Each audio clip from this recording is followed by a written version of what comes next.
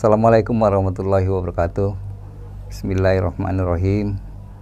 Alhamdulillahirrabbilalamin. Wassalatu wassalamu ala asrofil anbiya'i wal mursalin wa ala alihi wa sahbihi ajmain. Asyhadu an la ilaha illallah wa asyhadu anna Muhammadan abduhu wa rasuluh. Allahumma sholli ala sayyidina Muhammad wa ala ali sayyidina Muhammad. Puji syukur kita selalu panjatkan kehadirat Allah Subhanahu wa taala yang telah memberikan karunia yang banyak buat kita.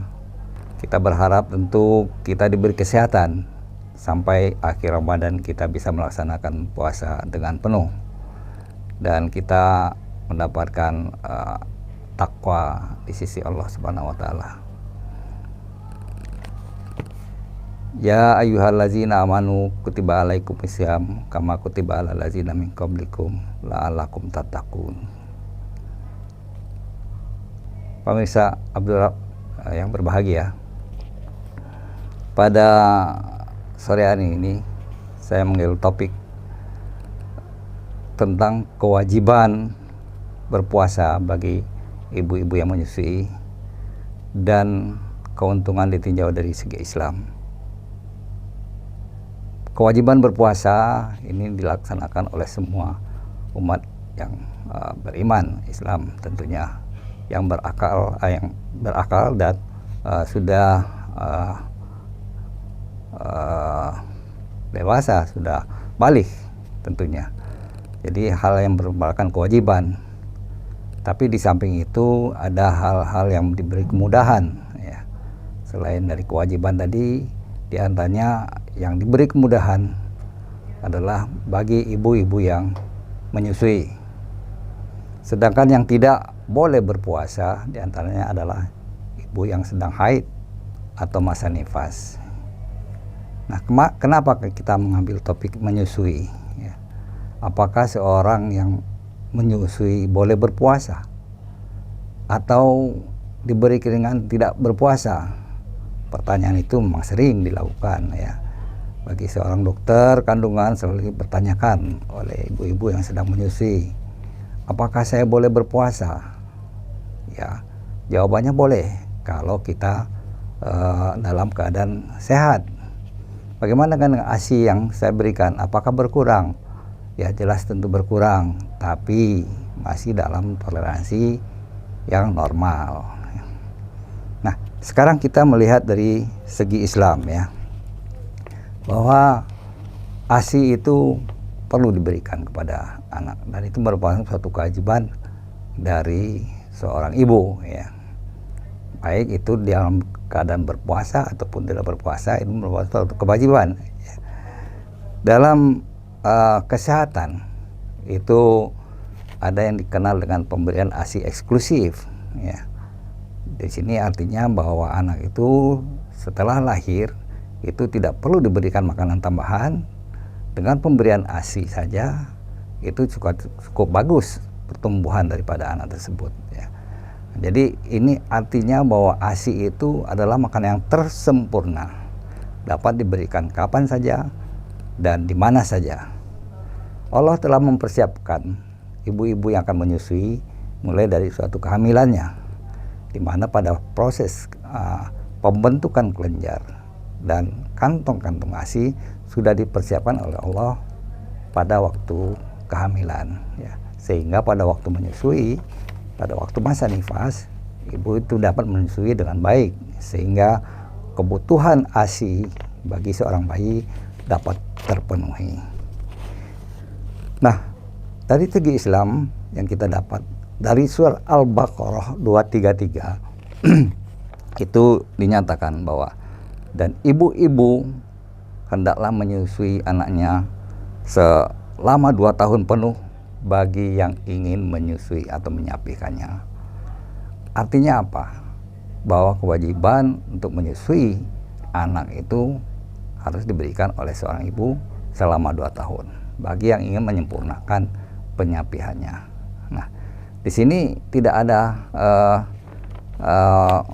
larangan atau tidak boleh ibu itu tidak menyusui kalau dia dalam keadaan sehat ya, kecuali ada permasalahan yang menyebabkan ibu tadi tidak bisa menyusui, ya.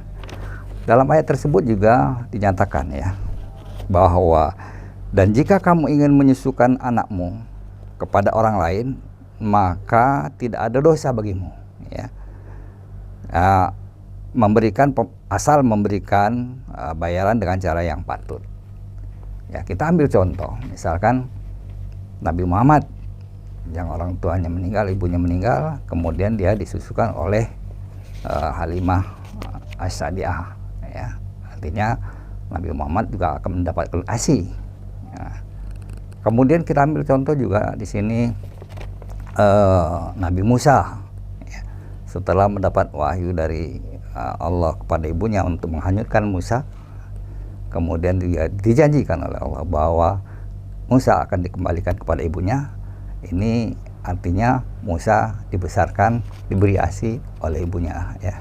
Setelah dia diasuh oleh Firaun, istri Firaun, ya. Nah, di sini artinya peran penting dari menyusui kita lihat untuk kesehatan anaknya sendiri atau bayinya, itu mendapatkan ASI yang baik, ya, dari ibu yang baik, itu akan menyebabkan anak tumbuh dengan baik. Di samping itu, dari kesehatan, ibu yang menyusui akan membantu kondisi kesehatannya dibandingkan kalau ibu tidak menyusui, ya. Kalau ibu yang tidak menyusui, resiko untuk suatu terjadi kanker payudara itu tinggi sekali, ya. Nah,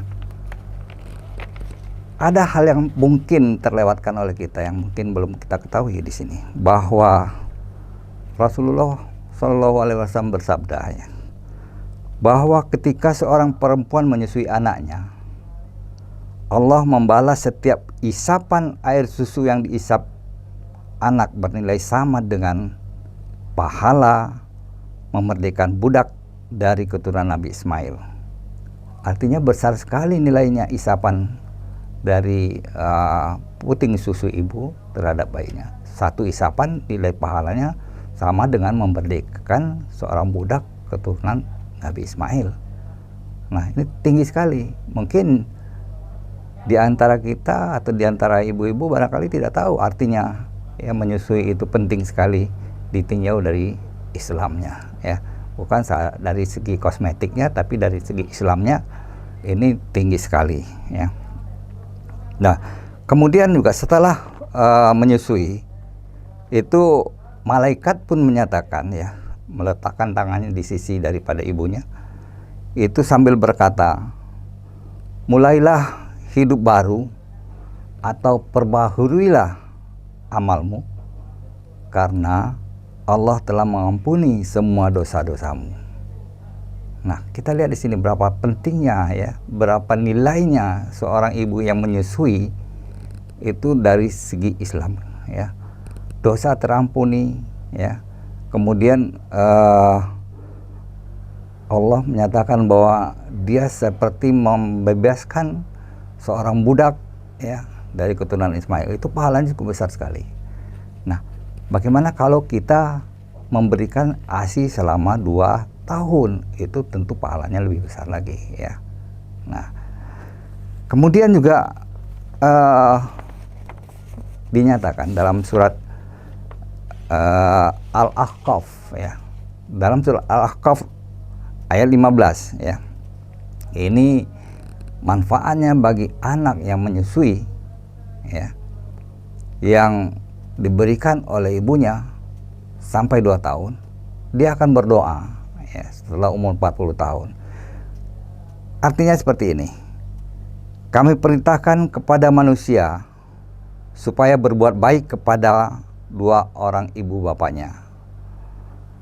Ibunya yang mengandung dengan susah payah dan melahirkan dengan susah payah, mengandungnya sampai menyapikannya adalah 30 bulan.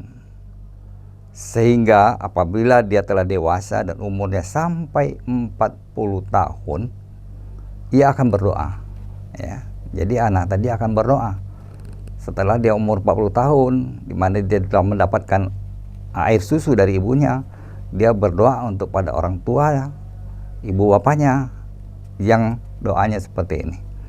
Ya Tuhanku, tunjukilah aku untuk mensyukuri nikmat yang telah Engkau berikan kepadaku dan kepada ibu bapakku, dan supaya aku dapat berbuat amal yang soleh yang Engkau ridhoi, dan berilah kebaikan kepada anak cucuku. Artinya anak yang sudah mendapatkan ASI selama 2 tahun ya, atau kurang dari situ, dia akan berdoa ya. Inilah yang kita dapatkan dari tentunya anak yang soleh. Doa dari anak yang soleh itu tidak akan putus-putusnya diberikan kepada ibunya yang sudah meninggal. Jadi banyak sekali manfaat dari seorang menyusui. Jangan kita takut dengan kosmetik, dengan efek dari menyusui, payudara barangkali akan menurun dan sebagainya.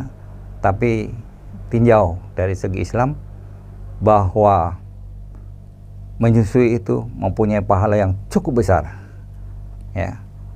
1 isapan pahalanya besar sekali, sama dengan membebaskan budak dari keturunan Nabi Ismail, dan dosa kita terampuni. Dari segi kesehatan, menyusui dapat mencegah atau menghindari kejadian kanker payudara. Kita tahu kanker payudara merupakan kanker yang paling tinggi, berkisar antara nomor 1 atau nomor 2, dekat-dekat dengan kanker serviks. Ini kejadian kanker payudara pada wanita. Jadi kesimpulannya bahwa menyusui adalah kewajiban dari seorang ibu, dan akan lebih berpahala kalau dilaksanakannya bagi ibu yang sehat pada masa berpuasa Ramadan. Tentu pahalanya akan lebih meningkat dibandingkan dengan menyusui pada hari-hari biasa. Jadi jangan takut bagi ibu-ibu yang berpuasa. Kalau kondisinya sehat, silakan menyusui. Ingat, ini pesan dari Allah Subhanahu wa Ta'ala bahwa menyusui yang bagi menyempurnakan selama 2 tahun. Barangkali ini yang bisa saya sampaikan pada sore hari ini. Semoga bermanfaat buat kita semua, terutama dari Abdul Wahab, hadirin dari Abdul Wahab semua. Semoga puasa kita mendapatkan amal yang baik, diberi pahala yang berlipat ganda oleh Allah Subhanahu wa Ta'ala. Saya akhiri, wabillahi taufiq wal hidayah. Assalamualaikum warahmatullahi wabarakatuh.